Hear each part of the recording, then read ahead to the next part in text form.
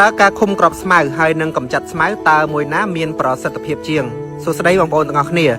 ពីចំណុចនេះបាទគឺល្អដូចគ្នាបើសិនជាបងប្អូនដឹងអំពីគន្លឹះនៃការប្រើប្រាស់ថ្នាំឃុំក្របឬក៏កម្ចាត់ស្មៅប្រើឲ្យត្រូវតាមដំណាក់កាលនៃអាយុរបស់ស្រូវបើសិនជាបងប្អូនជ្រើសរើសយកវិធីទី1ការឃុំក្របស្មៅអញ្ចឹងបងប្អូនត្រូវបាញ់ថ្នាំឃុំនៅពេលដែលស្រូវបងប្អូនសាបព្រោះរួចបានរយៈពេលត្រឹមតែ3ថ្ងៃ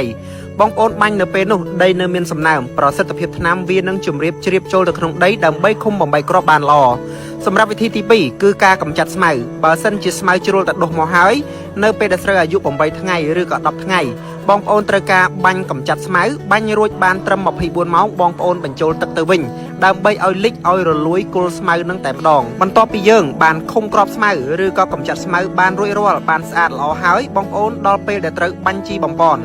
ការបាញ់ជីបំពន់សម្រាប់កូនស្រូវដែលមានអាយុ12ថ្ងៃគឺវាធ្វើឲ្យស្រូវផលិតឫសស្បៃបានច្រើនដំណើរការនៃការស្រូបយកជីគឺបានល្អហើយស្រូវដែលមានអាយុចាប់ពី12ថ្ងៃរហូតដល់ស្រូវអាយុ28ទៅ30ថ្ងៃគឺជាពេលវេលាដែលស្រូវត្រូវការសារធាតុចិញ្ចឹមខ្លាំងដើម្បីជំរុញទៅដល់ការបែកកូនបែកគុម្ពនេះគ្រាន់តែជាគន្លឹះបន្តិចបន្តួចក្នុងការចែករំលែកពីការប្រើប្រាស់ថ្នាំឲ្យមានប្រសិទ្ធភាពហើយក៏សូមបងប្អូនជួយ share ចែករំលែកវីដេអូនេះមួយដើម្បីបានជាគន្លឹះក្នុងការអនុវត្តទាំងអស់គ្នាប្រសិនបើបងប្អូនមានសំណួរចម្ងល់អីបន្ថែមអាច comment នៅខាងក្រោមវីដេអូនេះបាន